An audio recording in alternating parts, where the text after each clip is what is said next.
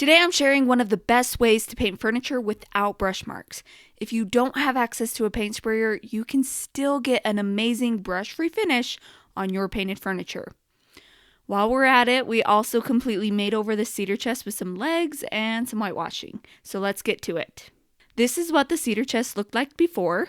If you watched our video last week, you saw how we added legs to it to give it a little extra something something. So here's what it looks like with cute little button feet. Now it's time to flip this cedar chest and paint it without any brush marks. I started by removing the hardware and filling in the hardware holes so I could put new hardware on the fake drawers.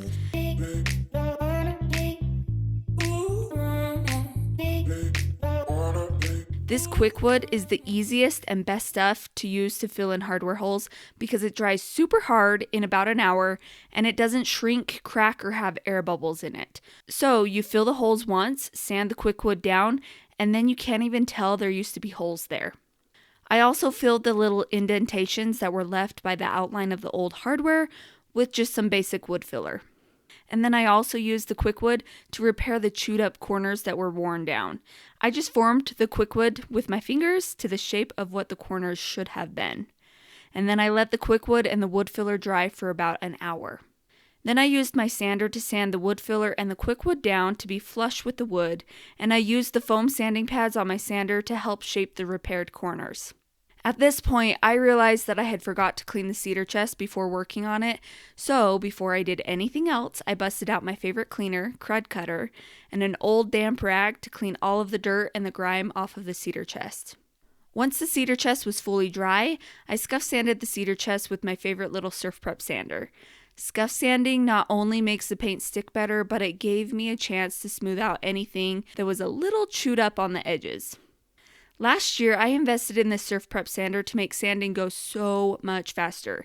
It has these awesome foam pads, so I can easily sand the details in the trim.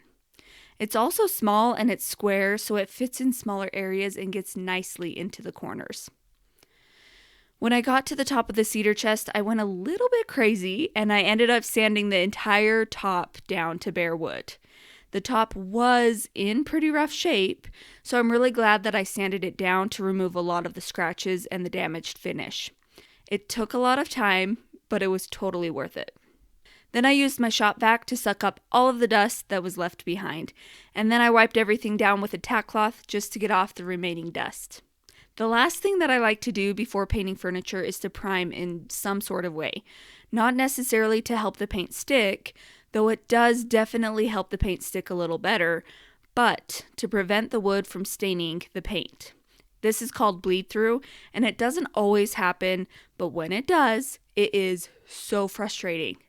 So I always prime to prevent bleed through from happening.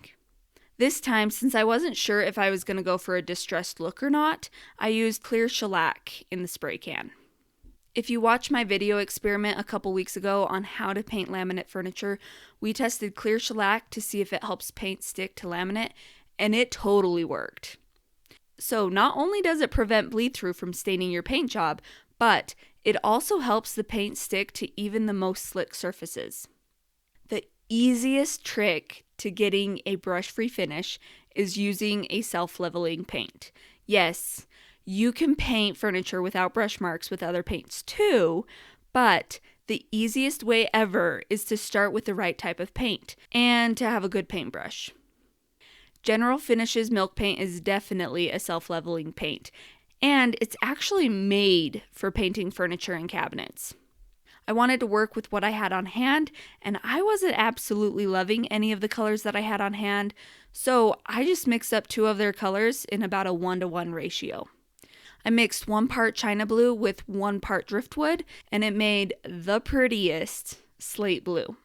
Then I painted on the General Finishes Milk Paint with my very favorite paintbrush, the round paintbrush from Zebra.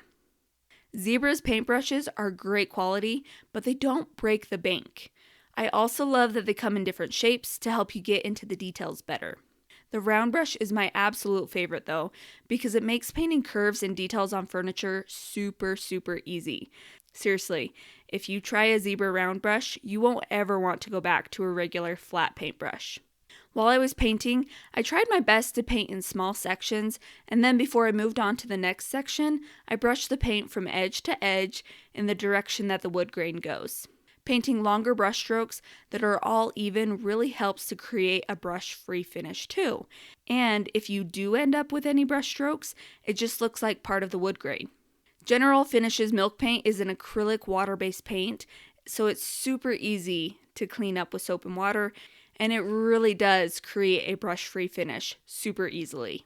General Finishes Milk Paint is also self-sealing, so on any surface that isn't high traffic, you can technically get away without top coating it. But let's be honest, I still always seal it with a water-based top coat to make sure that it's as durable as possible. And with kids around, what isn't a high trafficked surface? When I was done painting and before I let it dry for a couple of hours, I walked around and made sure I didn't have any drips in my paint or areas where the paint was thick enough to create a drip while it was drying.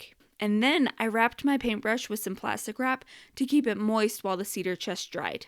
After it was dry, I filled in these lines that looked horrible. I used paintable caulking to fill them in, and I wiped the excess caulking off with a damp rag. This stuff is paintable after only 20 minutes, so I was back to painting a second coat pretty dang fast. This paint has really good coverage, so I really only needed 2 coats to get full coverage.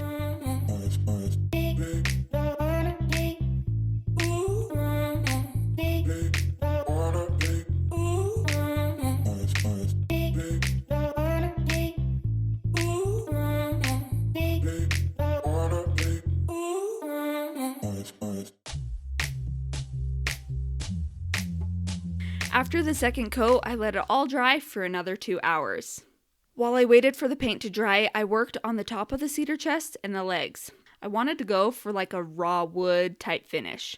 The top of the cedar chest was really rustic, and I intentionally had left some of the old dark stain in the corners. So I needed to make the legs look the same. I tried to recreate the look of the stain in the corners and tight spots by brushing a little tiny bit of antiquing glaze into those areas.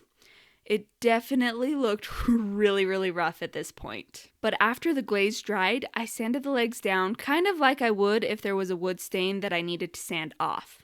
And then they still looked rough. But I still had one last step to hopefully make them look good. First, I wiped a coat of my favorite water-based poly on the legs and the top of the cedar chest. While the top coat dried, I mixed up a batch of whitewash. I used this cathedral taupe color from Fusion that I had on hand. And I mixed a little bit of the paint with water to thin it out quite a bit. I really like using a creamy colored paint for whitewash instead of a stark white paint. You can use basically any type of water-based paint to make a wash. Fusion is just the kind that I had on hand in the right color. After the top coat was dry, I brushed the whitewash onto the legs and the top of the cedar chest.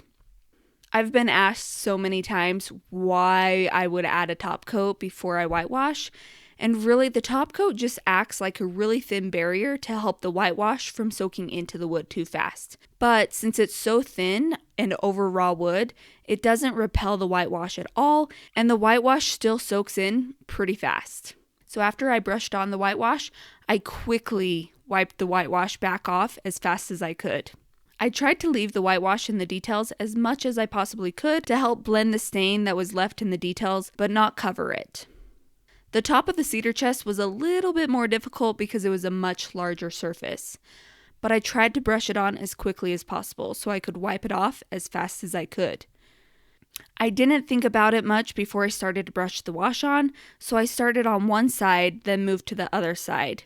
If I would have been thinking before brushing it on, I would have worked along the entire back part first, brushing it on in about a 4-inch section from the back. Then I would have wiped it off in that area before brushing on the next 4-inch section.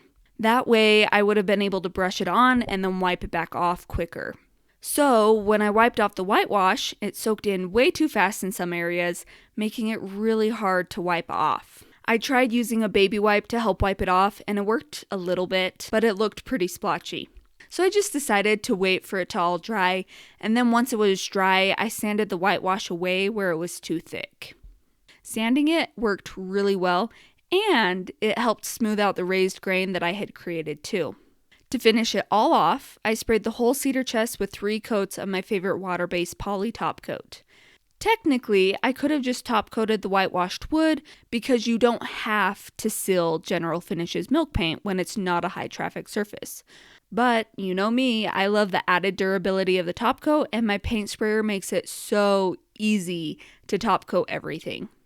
Before I share the final result and how many brush marks we had, take a second to hit that subscribe button and the bell notification so you can see our future videos.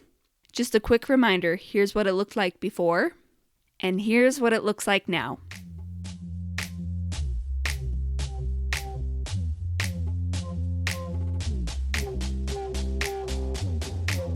There are honestly no brush marks in this paint. I tried to get some shots with the sunlight so you can see how smooth the paint really is. I also love the whitewashed little feet in the top, and the little card catalog pulls on the fake drawers are some of my absolute favorite hardware to use. I hope you liked this makeover. Thanks for watching.